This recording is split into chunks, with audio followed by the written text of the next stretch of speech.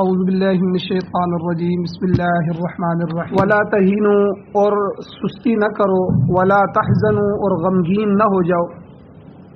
وانتم الاعلون اور تم ہی بلند ہوگے تم ہی کامیاب ہوگے ان کنتم مؤمنین اگر تم ایمان والے ہو ایماندار ہوئے تو اللہ تمہیں ہی بلند فرمائیں گے ان یمسسکم قرح اگر تم کو پہنچا ہے ایک زخم فقد مس القوم قرح مثلو پس تحقیق ایک قوم کو اسی طرح کا زخم اس سے پہلے پہنچ چکا ہے تمہیں غزوہ احد میں تھوڑی سی شکست ہوئی ہے تو غزوہ بدر میں کفار کو بھی شکست ہو چکی ہے وتلک الایام یہ زمانے کے دن ہیں نداولها بین الناس ہم ان کو گھماتے ہیں ان کو گردش دیتے ہیں لوگوں کے درمیان ہر وقت حالات ایک جیسے نہیں رہتے دن گھومتے رہتے ہیں وَلِيَعْلَمَ اللَّهُ الَّذِينَ آمَنُوا اور اس میں بہت سی حکمتیں ہیں یہ جو تمہاری شکست ہوئی ہے زخم ہوئے ہیں شہادتیں ہوئی ہیں تاکہ اللہ تعالیٰ ممتاز کر دے ظاہر کر دے ان لوگوں کو جو ایمان والے منافقین سے اور کافروں سے ایمان والوں کو اللہ جدا کر دے وَيَتَّخِذَ مِنْكُمْ شُهَدَاءَ اور دوسری حکمت یہ ہے کہ اللہ تم میں سے شہید بنائے اتنے بڑے درجات ہیں شہادت کے تو یہ تمہیں اللہ درجے نصیب فرمائے واللہ لا يحب الظالمین اور اللہ تعالیٰ ظالموں کو پسند نہیں فرماتے وَلِيُمَحِّصَ اللَّهُ الَّذِينَ آمَنُوا اور تیسری حکمت یہ ہے کہ تاکہ اللہ تعالیٰ پاک کر دے ان لوگوں کو جو ایمان لائے ایمان والوں کا تزکیہ نفس کرے وَيَمْحَقَ الْكَافِرِينَ اور اللہ تعالیٰ مٹا دے کافروں کو ام حسبتم کیا تم نے یہ سمجھ لیا ہے یہ گمان کر لیا ہے ان تدخلوا الجنہ کہ تم ویسے ہی جنت میں داخل ہو جاؤ گے وَلَمَّا يَعْلَمِ اللَّهُ الَّذِينَ جَاهَدُوا مِنْكُمْ حالانکہ ابھی تک ظاہر نہیں کیا اللہ تعالیٰ نے ان لوگوں کو جنہوں نے تم میں سے جہاد کیا وَيَعْلَمَ الصَّابِرِينَ اور اللہ تعالیٰ نے ابھی تک ظاہر نہیں کیا ان لوگوں کو جو صبر کرنے والے ہیں اللہ ان کو ممتاز کریں گے وَلَقَدْ كُنْتُمْ تَمَنَّوْنَ الْمَوْتَ اور البتہ تحقیق تم اس سے پہلے موت کی تمنا کرتے تھے من قبلی اس سے پہلے ان تلقوہ یہ کہ تم اس سے ملو گے یعنی شہادت کی تمنا کرتے تھے فقد رأیتموہ پس تحقیق تم نے اس کو دیکھ لیا وانتم تنظرون اس حال میں کہ تم اپنی آنکھوں کے سامنے اس کو تک رہے تھے دیکھ رہے تھے سورہ آل عمران کی آیت نمبر 139 40 41 42 اور 143 یہ 5 آیتیں آپ کے سامنے تلاوت ہوئی ہیں آپ نے اس کا ترجمہ سنا ان آیتوں کے 2 درس اس سے پہلے گزر چکے ہیں آج تیسرا درس ہے اور پچھلے درسوں کا خلاصہ یہ ہے کہ اللہ تعالیٰ نے ایمان والوں کو صحابہ کو فرمایا کہ دیکھو غزوہ احد میں جو تمہیں نقصان ہوا ہے زخم لگے ہیں بڑے بڑے اکابر صحابہ شہید ہوئے ہیں خود نبی کریم صلی اللہ علیہ وسلم زخمی ہوئے ہیں ان کو تکلیف پہنچی ہے تو اس پر ایک تو سست نہ ہو جانا کیونکہ تکلیف اور دکھ کی وجہ سے آدمی دوبارہ اس کام کو نہیں کرتا سستی میں آ جاتا ہے کام حق سچ ہے تو ہم نے سستی میں نہیں آنا اور غمگین بھی نہیں ہونا غم کی وجہ سے بھی دل ٹوٹ جاتے ہیں ارادے پست ہو جاتے ہیں اپنے ارادوں کو جوڑ کے مضبوط کرو اور دوبارہ یہ کام شروع کرو تو اس لیے اللہ تعالیٰ نے فرمایا کہ اس میں اللہ کی بہت سی حکمتیں پوشیدہ ہیں اور ایک ضابطہ بھی بیچ میں بیان کر دیا وَأَنْتُمُ الْأَعْلَوْنَ إِن كُنتُم مُؤْمِنِينَ تم اپنے ایمان کو سنبھالو جتنا تمہارا ایمان ہوگا اتنی اللہ تمہیں بلندیاں عطا فرمائے اور اسی طرح تیسری بات اللہ نے فرمایا کہ حالات بدلتے رہتے ہیں حالات کے اندر اللہ کی طرف سے تغیر تبدل آتا رہتا ہے آج کا غریب کل کا ہم نے امیر دیکھا ہے آج کا امیر کل کا ہم نے غریب دیکھا ہے تو یہ تو حالات ہیں اللہ تعالیٰ حالات کو پھیرتے رہتے ہیں اور یہاں مسلمانوں کو تسلی دی کہ ان یمسسکم قرح اگر تمہیں غزوہ احد میں زخم پہنچا ہے تو فقد مس القوم قرح مثلو تو اس سے پہلے ان لوگوں کو بھی تو زخم پہنچا ہے غزوہ بدر میں جو ہے ان کو کتنی شکست ہوئی ہے اور اس میں انہیں کتنی تکلیف پہنچی ہے 70 سردار ان کے مارے گئے اور 70 تم نے قید بنا لیے پھر فدیہ دے کے انہوں نے چھڑایا اتنی ذلت ان کو اٹھانی پڑی تو یہ ان کے ساتھ بھی ہوا کل ان کے ساتھ ہوا ہے آج آپ کے ساتھ ہو گیا تو یہ تو اللہ کہتے ہیں وَتِلْكَ الْأَيَّامُ نُدَاوِلُهَا بَيْنَ النَّاسِ کہ یہ وہ دن ہے زمانے کے کہ ہم اس کو لوگوں کے درمیان گردش دیتے ہیں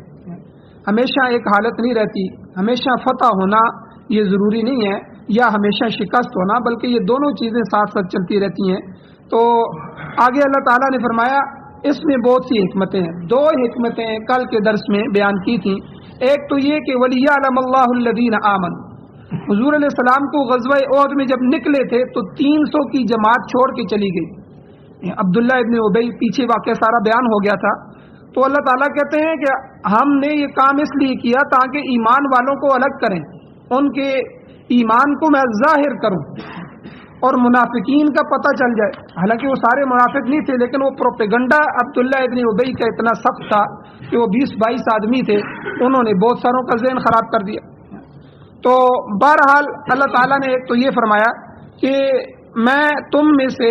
جو ہے بہت سے آدمیوں کو یہ ظاہر کرنا چاہتا ہوں لوگوں کے سامنے کہ ان کے ایمان کا لوگوں کو پتہ چل جائے کہ اہل ایمان تکلیفیں اٹھا کر بھی ایمان پر قائم رہتے ہیں اور حق کے راستے کو چھوڑتے نہیں ہیں۔ اور دوسری حکمت اللہ نے کیا بیان فرمائی کہ وَيَتَّخِذَ مِنْكُمْ شُهَدَاءَ، کہ تاکہ اللہ تعالیٰ تم میں شہید بنائے۔ ظاہر بات ہے جو آدمی جہاد میں گیا وہ مجاہد ہے، اور اگر وہاں جا کے شہید ہو گیا تو شہادت کا درجہ مل گیا، اگر واپس لوٹ آیا تو غازی بن گیا۔ یہ تینوں درجے بڑے اہم ہیں۔ جہاد میں جانے سے مجاہد فی سبیل اللہ بن گیا، اور وہاں جا کے دو راستے ہیں، یا تو وہاں شہید ہو جائے گا یا واپس آ جائے گا۔ شہید ہو گیا تو اللہ نے شہادت کے درجات اور مقام عطا فرمائے۔ کل میں نے اس کی پوری فضیلت بیان فرما دی ہے، شہید کے پورے فضائل بیان فرمائے۔ تو یعنی یہ ساری فضیلتیں اللہ تعالیٰ اس کو عطا فرما دیں گے۔ اور اگر گھر واپس آ گیا اپنے بچوں میں تو وہ غازی ہو کر لوٹا، اللہ کے راستے کا غازی ہے۔ تو یہ سارے اعزاز ہیں۔ اللہ کہتے ہیں اس میں یہ بھی حکمتیں ہیں کہ وہ یتخذ منکم شہداء، کہ میں تمہیں یہ سعادت دوں اور تاکہ تمہیں یہ راہ حق میں جہاد کرنے کے اندر شہادت کی سعادت نصیب ہو جائے۔ تو اس کے لیے میں نے یہ معاملات ہوئے ہیں اور کیے ہیں۔ یہ دو حکمتیں تو کل کے درس میں بیان ہوئی۔ آج تیسری حکمت اللہ تعالیٰ نے کہ اہل ایمان کی جو وقتی آزمائش تھی، اس کی تیسری حکمت اللہ نے بیان فرمائی۔ کیا؟ وَلِيُمَحِّصَ اللَّهُ الَّذِينَ آمَنُوا، تاکہ اللہ تعالیٰ ایمان والوں کو پاک کر دے۔ اچھا، یہاں پاک کرنے سے کیا مراد؟ صحابہ تو پاک تھے، لیکن یہاں پاک کرنے سے مراد تزکیہ نفس ہے۔ یہ تصوف جو ہے صوفیہ کرام، یہ پورا شعبہ اس آیت سے بیان ہو رہا ہے۔ یاد رکھیں جو آیات حضور علیہ الصلوۃ والسلام کی مقصد بعثت ہے، بعثت حضور کے مبعوث کرنے کا مقصد ہے،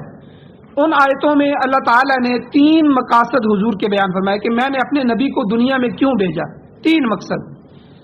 قرآن مجید میں اللہ فرماتے ہیں کہ هو الذی، وہ اللہ وہ ذات ہے کہ بعث فی الامیین، جس نے بھیجا ان پڑھوں کے اندر، یعنی وہ سارے کے سارے صحابہ کرام والا معاشرہ جو تھا پہلے سارے کے سارے ان پڑھ تھے، جاہل تھے، نابلد تھے، ظالم قسم کے لوگ تھے۔ فی الامیین، اللہ کہتے ہیں میں نے ان امیین میں، ان نہ پڑھے لکھے ہوئے معاشرے کے اندر، ان پڑھ معاشرے کے اندر میں نے بھیجا رسولا منہم، اپنے رسول کو۔ اور اس کے مقاصد کیا تھے؟ ایک تو یتلو علیہم آیاتی، کہ وہ رسول ان پر میرے قرآن کی تلاوت کرتا ہے۔ تو یہ جو تلاوت کے مدرسے ہیں، ناظرہ تو ہر بچے کو سکھایا جاتا ہے، ہر مسجد میں اس کی ترتیب ہوتی ہے۔ اس سے اوپر بڑھ کر اس قرآن کو زبانی بھی یاد کرایا جائے۔ دیکھ کر پڑھنے کو ناظرہ کہتے ہیں اور زبانی یاد کرنے کو حفظ کہتے ہیں۔ اللہ کے قرآن کے یہ جو الفاظ ہیں ہر بندے کو دیکھ کر بھی آنے چاہیے، اور سعادت ہے اس آدمی کے لیے کہ جو ان کو زبانی یاد کر لے۔ حفظ کے بہت سے فضائل اللہ کے نبی نے بیان فرمائے، حافظوں کے درجات بیان فرمائے۔ تو اس لیے یتلو علیہم آیاتی، کہ اللہ کے نبی اب اللہ کی آیات کو ان پر تلاوت کرتے ہیں۔ تو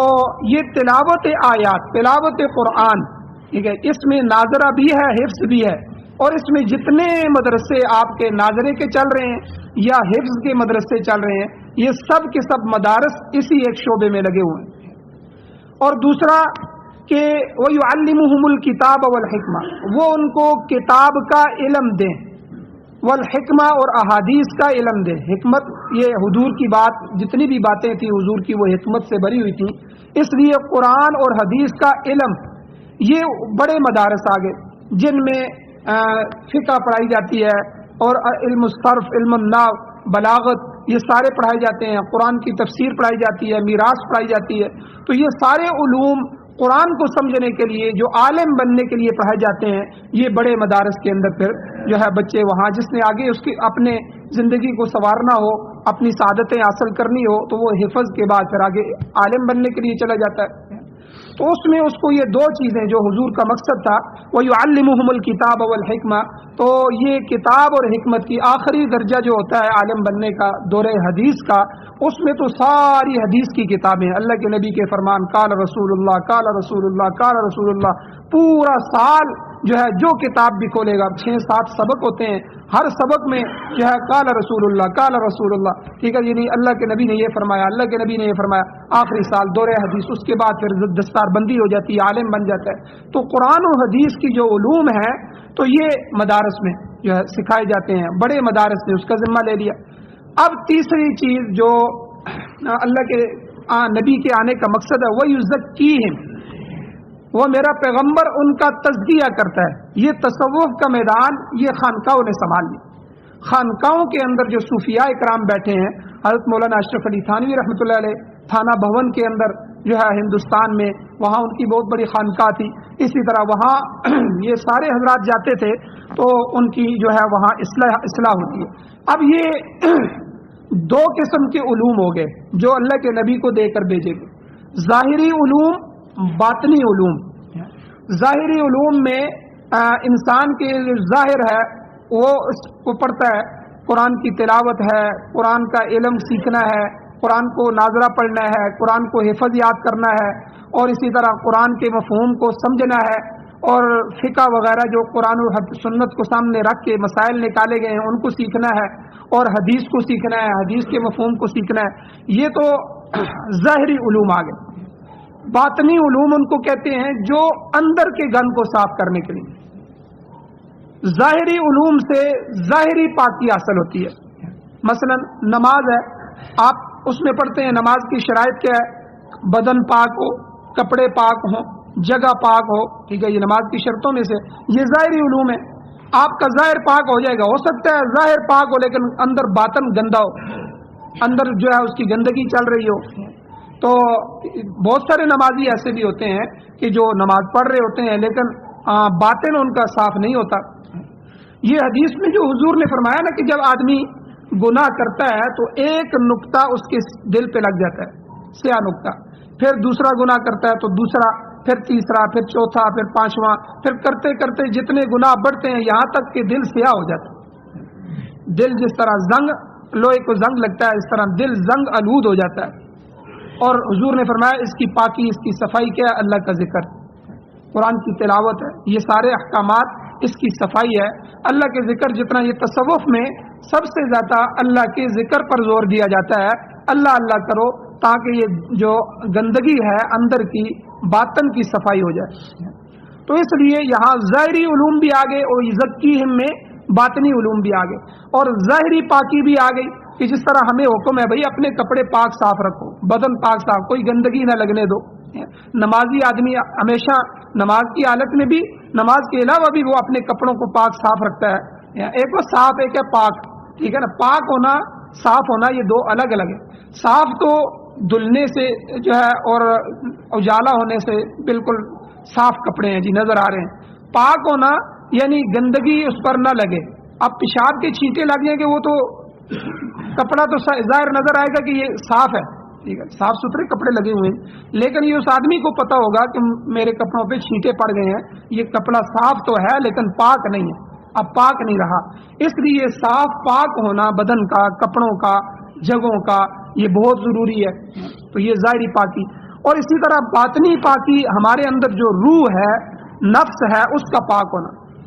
زبان پر جب ہم گالی دیتے ہیں یا کوئی جو ہے بری بات کہتے ہیں، اس کے اثرات اندر تک چلے جاتے ہیں. اور اسی طرح جو ہے دل سیاہ ہونا لگتا ہے. اور اسی طرح غیبت ہے، چغلی ہے، بظاہر ہم نے غیبت کر دی کسی کا، کوئی بظاہر نقصان تو نہیں ہوا لیکن بہت بڑا نقصان ہو گیا. اسی طرح جتنے بھی گناہ ہیں، ان گناہوں سے اندر نفس پر اچھا ایک بات اور یاد رکھیں، نفس کی 3 قسمیں، ہمارے اندر جو نفس ہے، نفس کی 3 قسمیں ہیں۔ قرآن مجید میں ان تینوں قسموں کو اللہ تعالیٰ نے بیان فرمایا ہے کہ ایک تو اللہ نے فرمایا کہ وما ابرئ نفسی ان النفس لامارہ، 13واں سپارہ اس سے شروع ہوتا ہے کہ نفس امارہ،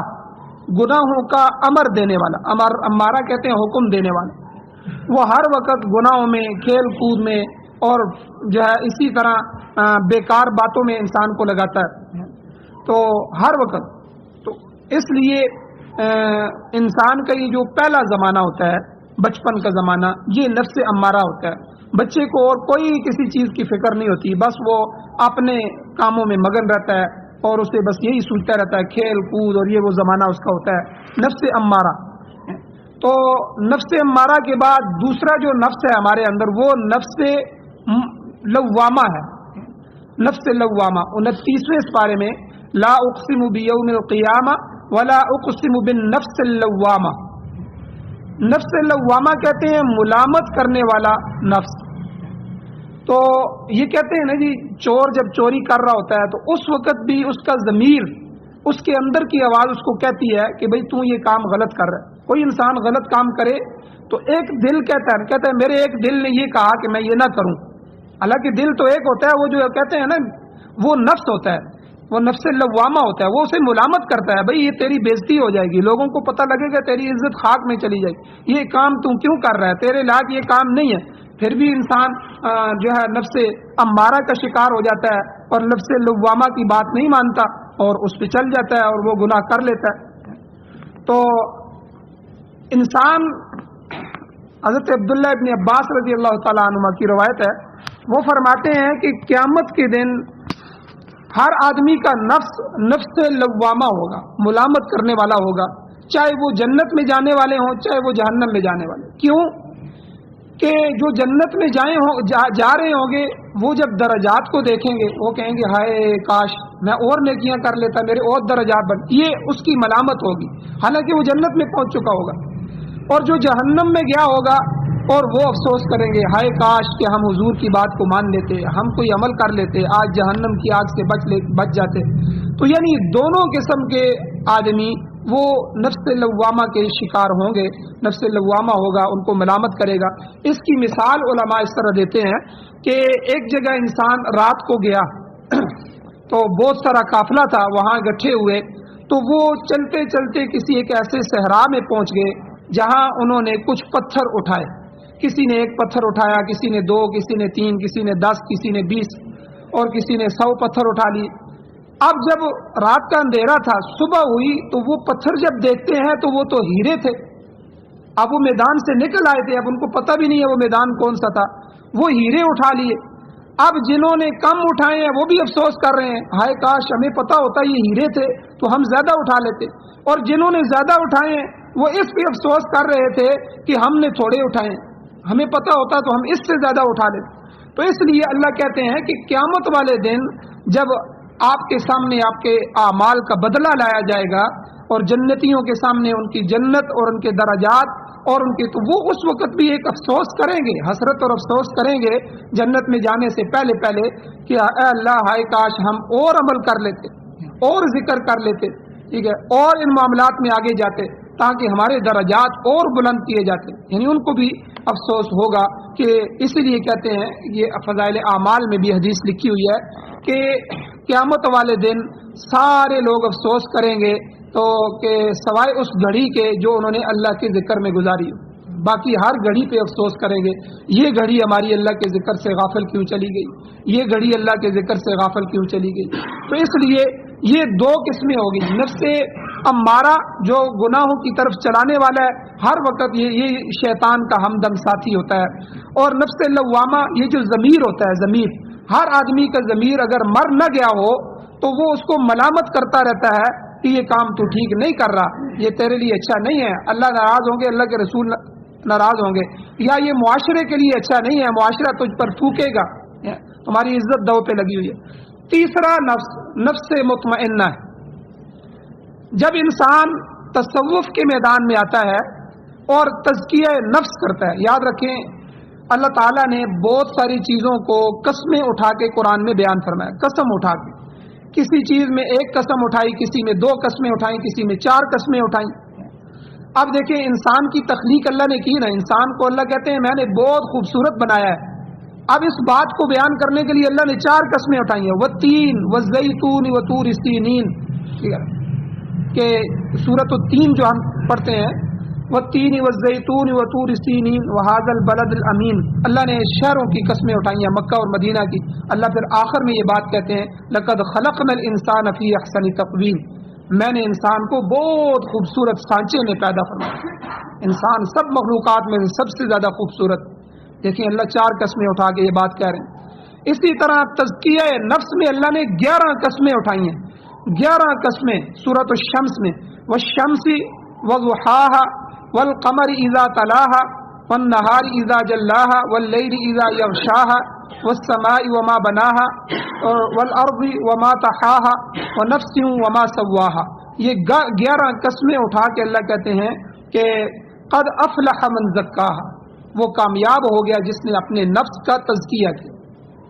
جس نے اپنے نفس کو پاک کیا۔ اللہ 11 قسمیں سورج کی، چاند کی اور رات کی اور اس طرح سب ان چیزوں کی قسمیں اٹھا کے اللہ کہتے ہیں جو اپنے نفس کو پاک کر کے آ گیا وہ میرے سامنے کامیاب ہو کے آ گیا۔ اس لیے جب انسان نیکی کے راستے پہ چلتا ہے تو اپنے نفس کو پاک کرنا، ذکر اللہ شروع ہو جاتا ہے، تو پھر آخری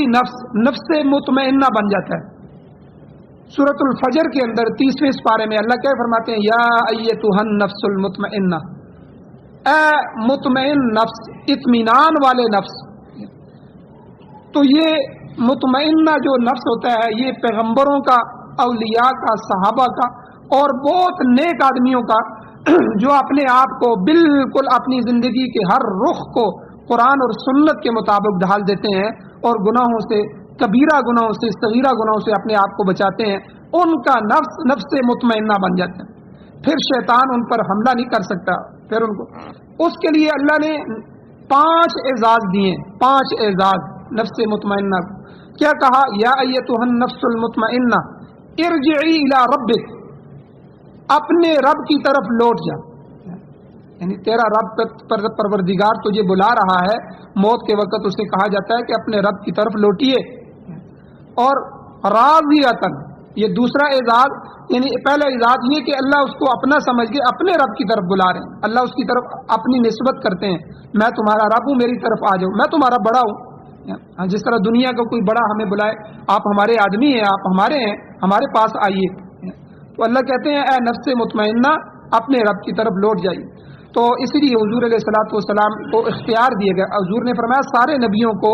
موت کے وقت اختیار دیا جاتا ہے، اگر آپ زندہ رہنا چاہتے ہیں تو آپ کی عمر بڑھا دی جاتی ہے، اگر آپ اللہ سے ملنا چاہتے ہیں تو اللہ جل شان، حضور کو بھی یہی کہا گیا، جبرائیل آئے جب اسرائیل علیہ السلام اور فرمایا اے اللہ کے پیغمبر، اے اللہ کے محبوب، اگر آپ دنیا میں رہنا چاہتے ہیں تو اللہ فرما رہے ہیں کہ حضور کو فرمائیے کہ جتنا آپ رہنا چاہتے ہیں اتنی آپ کی عمر، 1000 سال کہتے ہیں تو 1000 سال بڑھا دیتے ہیں، تو لیکن اللہ تعالیٰ آپ کی ملاقات کا منتظر ہے۔ دوسری بات تو حضور نے فرمایا کہ نہیں، میں اللہ کی ملاقات کرنا چاہتا ہوں، میں اس دنیا کو چھوڑنا چاہتا ہوں۔ تو اس لیے نیک لوگ مطمئنہ، نفس المطمئنہ،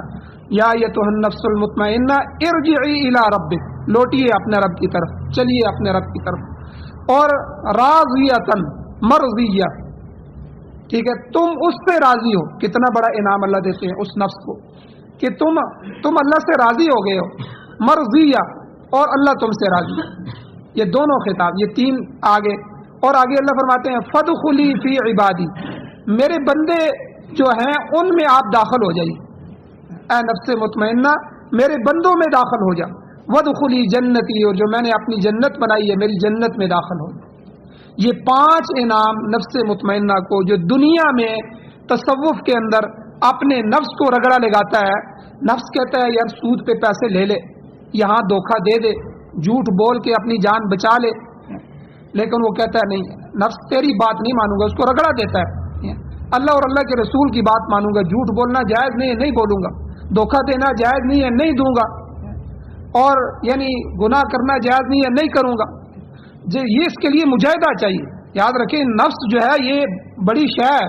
یہ انسان کو تباہ و برباد کر دیتا ہے۔ تو جب انسان کا اپنے نفس کے ساتھ میرا جی کر رہا تھا، اور جب ہم کسی کو بات سمجھاتے ہیں اور جاؤ جو میری مرضی میں آئے گا میں کروں گا، کیا مطلب میں اپنی مرضی کے مطابق، میں اپنی جی کے مطابق، اپنے نفس کے مطابق زندگی گزاروں گا؟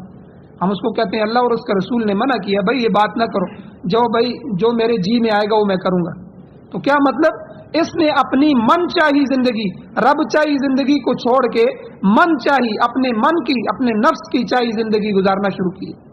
تو ایسا آدمی ہلاکت کی طرف جا رہا ہوتا ہے۔ اس لیے مجاہدہ چاہیے، جو ہے رگڑا چاہیے کہ جس میں اس نفس کو رگڑا لگے۔ یہ تصوف خانقاہ کے اندر جو ہے جو متبع سنت پیر ہو، جو خود سنتوں کا پابند ہو اور نیک اللہ والا ہو، اس کے مجلس میں جا کے اپنے آپ کو اس کے ہاتھ پہ بیعت کروا کے اور اس کو مجالس میں اختیار کیا جائے تاکہ اس نفس کو پاک کیا جائے۔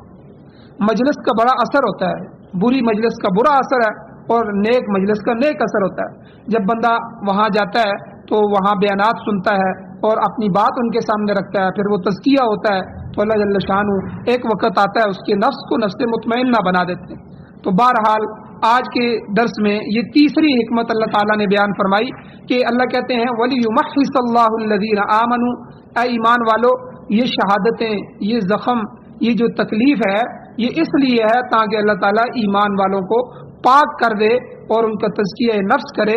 اصل پاکی تو روح اور جان کی پاکی ہوتی ہے۔ تو شاہ ولی اللہ محدث دہلوی رحمۃ اللہ علیہ اس کو نسمہ کہتے ہیں، نسمہ۔